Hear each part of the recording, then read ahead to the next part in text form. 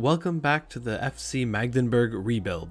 Tommy Stroot has taken over charge of the club, and they are currently sitting first place in the Bundesliga 2 after 18 games.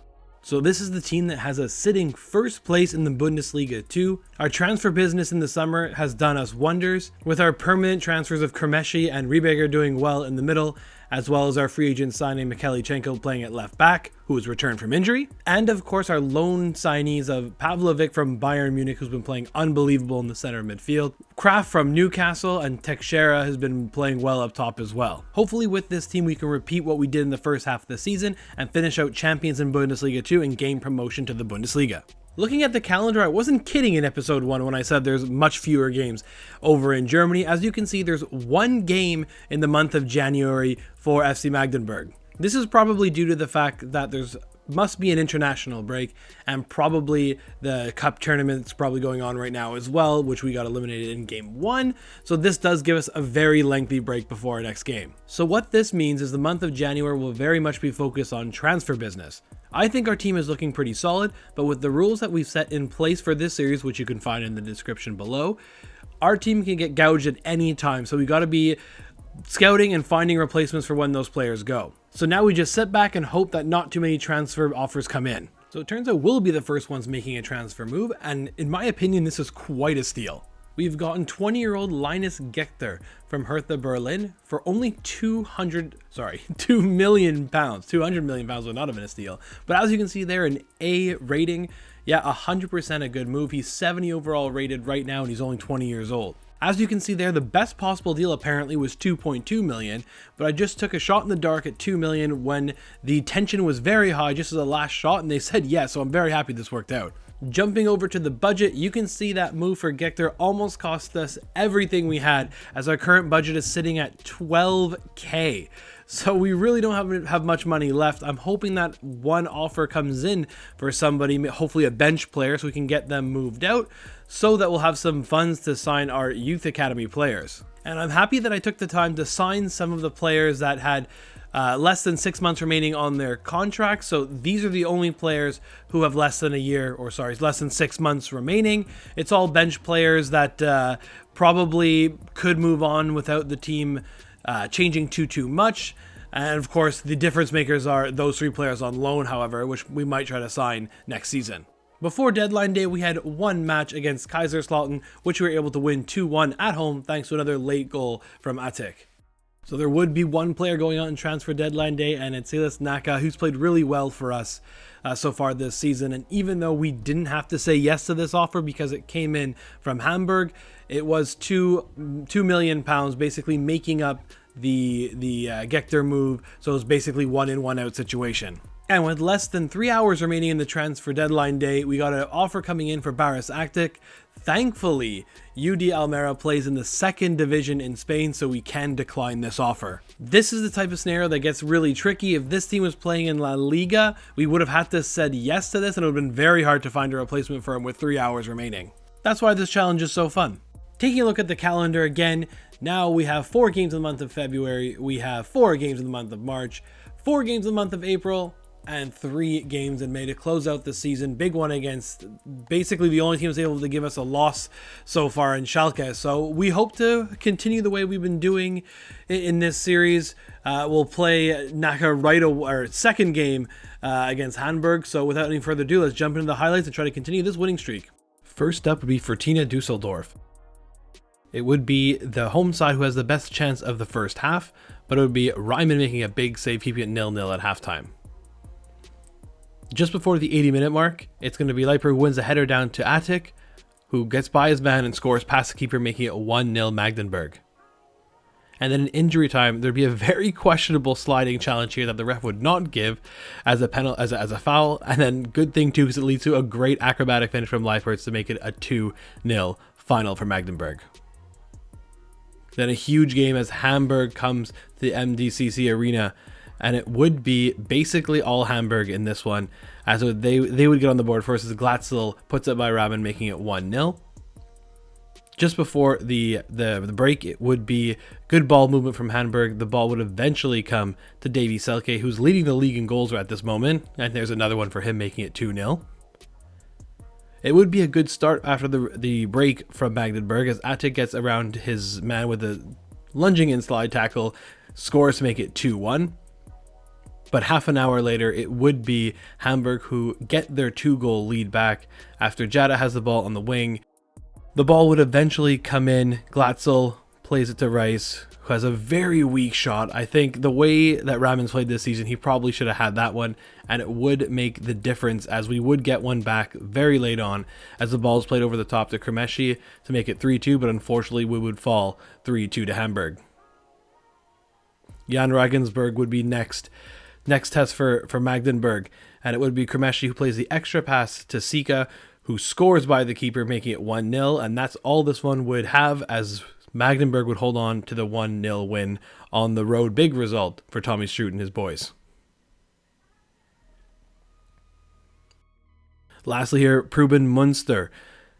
It would be Attic who plays the ball to Zden, gets it to Ito, and Tatsuya Ito scores a goal. A bit of a collector's item so far this season, making it 1-0. And then into the second half, it would be a big save by the keeper, but it wouldn't be dealt with, and the ball sent back in, and Leipers makes it 2-0, and that's how that one would end. Another big win for Magdeburg.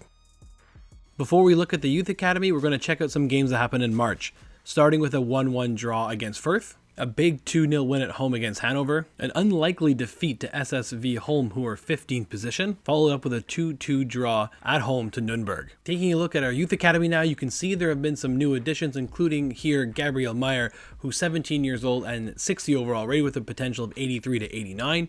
I think he's someone we'll be looking to promote to the big club this season, as well as Simon Jensen, who is 17 years old, and he is 66 overall rated. He could almost come into the starting 11 right away.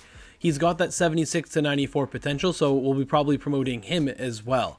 The only issue with this guy is he's only 5'8" as a striker.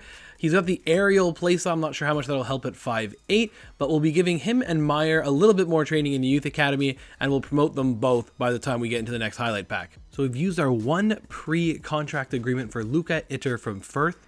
We'll be getting him starting next season. Obviously, it's an A rating because it's all done on a free. He signed a 3-year deal for £6,200 a week. He's very versatile, center back, left-footed, who can also play left back, has great pace. This guy is a great depth player to have going forward. Now checking in on the league table with 7 games to go, we are still in first place with a 9-point lead over second. It looks like it's become a 4-team race for that second automatic promotion spot. If we can just continue playing the way we are, we'll guarantee ourselves the championship and automatic promotion. Here are the 7 games that remain for us, with this first one being huge, first versus third against Hertha Berlin. And then the last game, even though they're in 7th place, Schalke, they've given us some trouble this year. So again, we'll just hope to carry this out, continue to win the games in front of us, and hopefully gain automatic promotion to the Bundesliga and the Bundesliga 2 title. Let's jump back into the highlights. Now we're getting into the thick of it here as we host Hertha Berlin. It'd be a dream start for Magdeburg, as Sika would get around his man and not even look to cross, just fire it at the keeper near post and it goes in. This game would be all wrapped up before the 30-minute mark, as the ball would be played to Boris Attic, who scores very neatly at the far post, making it 2-0, and that's another win for Magdeburg. Next up would be Darmstadt away, and this game would all be about one goal, but what a goal it is. Pavlovic goes wide, crosses it in, and Jason Sika with the goal of the season, a scorpion kick goal. I have never scored a nicer goal in FIFA and EAFC, whatever you want to call it. This is the first scorpion goal I've ever scored. It was a beauty, and that's all this game would need, as Magdeburg would win 1-0. Next up would be another big game. We're getting closer and closer to the title.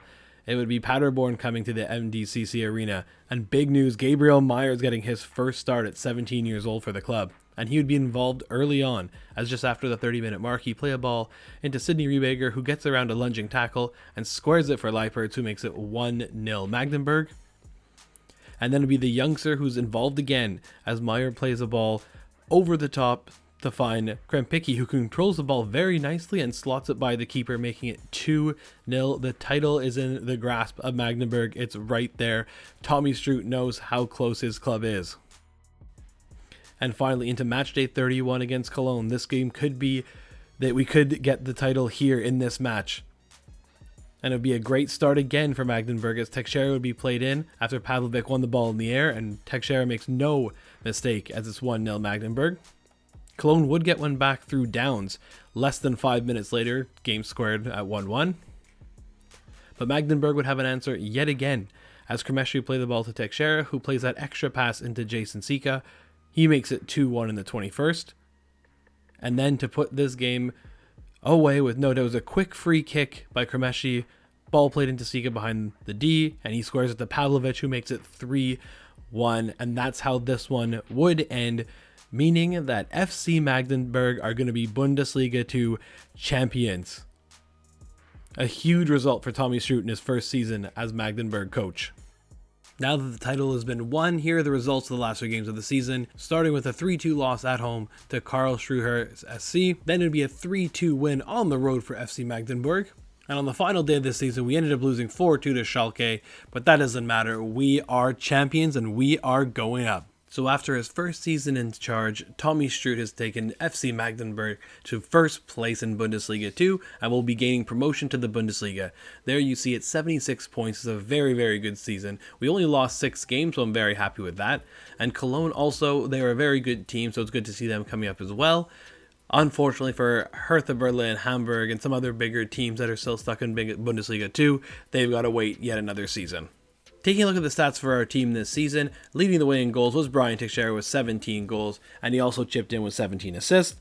Even though that is a great contribution, there is still the fact that I think he could have had more. A lot of missed opportunities from him this season, so maybe we'll look to bring him back for next season, or we'll look to get a stronger option leading the charge at the striker position. We also got a lot of help from our wingers with Jason Sika and Boris Attic chipping in with a combined 19 goals from the wings, so that helped out a lot. And of course we had Pavlovic on loan from Bayern Munich, who led the way with 11 assists. He had a great season. I'd love to get him back on a permanent. I don't think we'll be able to because he's valued at around £20 million, but maybe we can secure him on another loan deal for next season as well. Like we saw in the highlight pack, it was Davy Selke who was leading the way in goals at that point, and he also finished the season as the Golden Boot winner with 25 goals in 34 appearances. And with Hamburg not getting promotion, maybe we'll look to snatch Davy Selke away from them and he can lead our line. He's 6'5", very big striker, 30 years old, but I think it might be a move we'll have to consider. And also not bad for our Magdeburg boys, Brian Teixeira and Jason Sika finishing 3rd and 5th respectively. Checking out some other notable results in this season,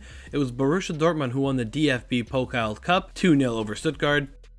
Arsenal would win the Champions League, beating Borussia Dortmund 10-9 on penalties. It'd be Galatasaray beating Man United 1-0 for their Europa League. And Real Betis beating Chelsea 2-1 for the Conference League trophy.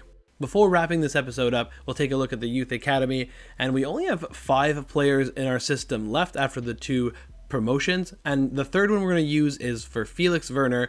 He's only 16 years old, 61 overall rated, and potential is the lowest of the lot here, but at the same time we don't want to waste an opportunity to promote someone, so we'll give this guy the push to our big club, and that still remains with 3 players who have overall or potentials at 86 to 92, 86 to 92, or 84 to 94. So things are looking good for the Youth Academy. So that is where we're going to call it on this episode. If you haven't already, please leave a like on this video. It helps out a lot. And please consider subscribing to the channel, as that goes a long way as well. And don't forget to leave your comments down below about which players you want me to go after for the upcoming season. It's going to be a big transfer window with us moving to the Bundesliga. We will need some reinforcements, and our level cap will be moving up to 80, so that will help out a lot. The next video in this series will be dropping Wednesday morning at 9 AM. And as always, guys, thanks for watching.